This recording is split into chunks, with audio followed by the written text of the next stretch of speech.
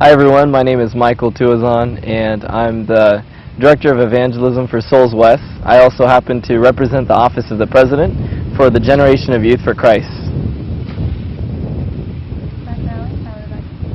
I was raised in Loma Linda, California. I'm 28 years old and my mom is actually from Cebu and she came here to AUP, it was then Pacific Union College, and she is alumni from here, so she's excited that something is happening at her alma mater.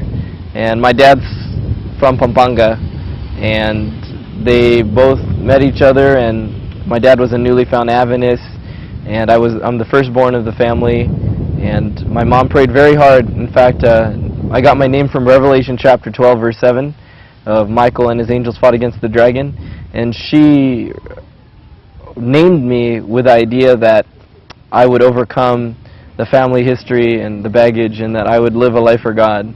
And for many years of my life, I lived a life for the devil, though.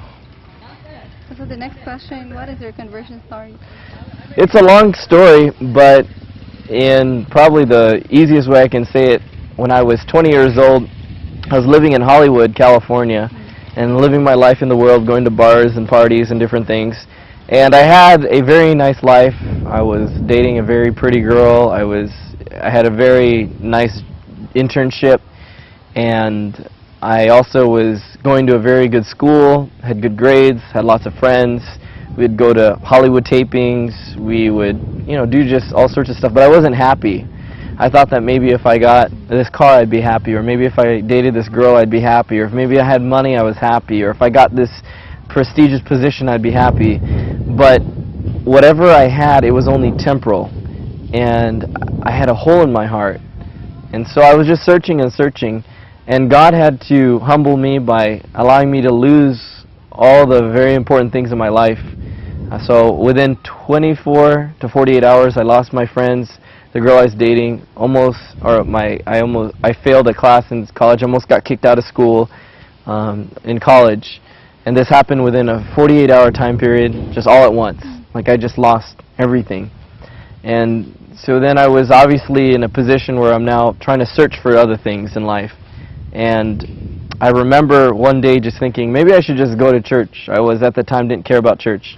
So I said, let me just go to church. And so I searched for a church, and I remember going on the internet, and there was this church, and so I said, let me just go to this church.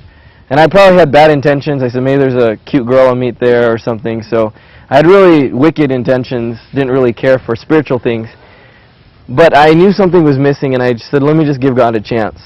And even though there were a lot of churches where I lived, I decided to drive a little bit further, and there's this one church that it seemed as though God was calling me to, like an impression to go to this church.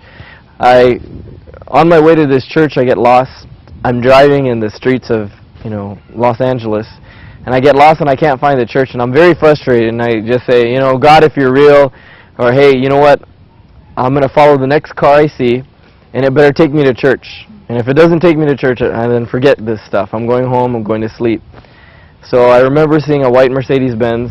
I followed the car, and it took me right to the church. And so when I was at the church, I said, wow, maybe there's something, maybe angels are going to pop out, maybe something supernatural. And so I said, all right, God, show if me are real. And I went through the service, and I didn't see angels, I didn't see anything. But afterwards, a group of young people, they decided to talk to me, and they did Bible studies with me. And I remember staying there from about maybe 9 in the morning or 10 in the morning to 9 o'clock at night, and they're witnessing to me the whole time. They had just given their heart to the Lord, and so they want to share their faith. And so they were just sharing their faith with me, and they shared with me the message that I can have victory over sin in my life. And I felt like such a prisoner to sin that when they showed me from the Bible, it made sense. And August 24, 2002, I gave my heart to the Lord, and I've been living a life for Him ever since. So, how many years have you been doing this GYC ministry? I got invited by the same group who did Bible studies with me to go to the Generation of Youth for Christ. It was known as the General Youth Conference in 2002. At that time, though, I actually ended up going here to the Philippines in December, and witnessing to people here. Actually, I was in AUP in 2002, December, here. And during the GYC in the States, the first one, I was here. And little did I know that 7 years later, I'll be back here to do, the GYC in the Philippines to help lead this effort. So it's just really ironic how God works. But I guess the first GYC we went to was the next year in 2003 in Ann Arbor, Michigan. And that really was the start that it changed my life. Or now I gave my heart to the Lord, but now what? And GYC gave me a purpose to live a life for Him, of evangelism, of Bible studies, of sacrifice. And since then, that has changed my life to just really live for Him. And I've done evangelistic series in Africa and in the Philippines and the United States. And GYC was the start of something higher, something better.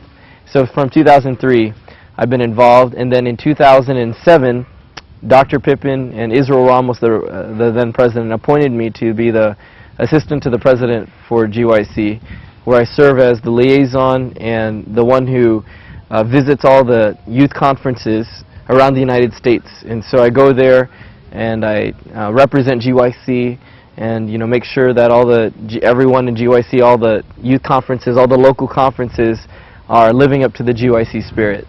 Wow. So what are your experiences there as a part of GYC? Oh, it's been wonderful. I've been able to witness so many people giving their hearts to the Lord.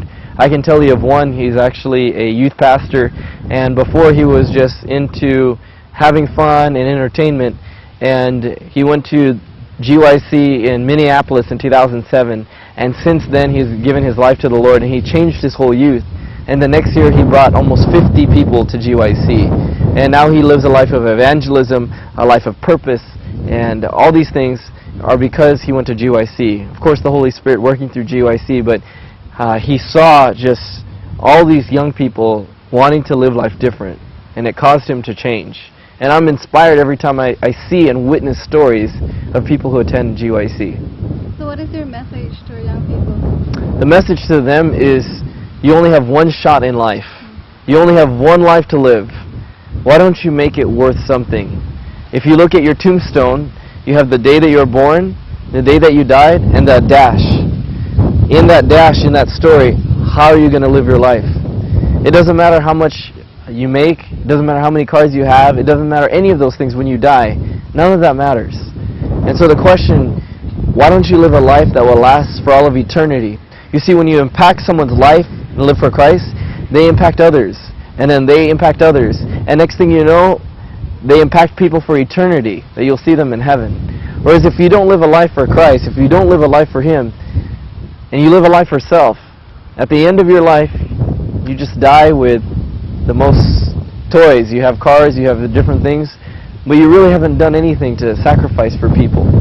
And so a message for the young people is not to live a life of self, but to have a life of denying self. A life where you live for Jesus, and that you do everything that you can to win souls to His kingdom. Another question.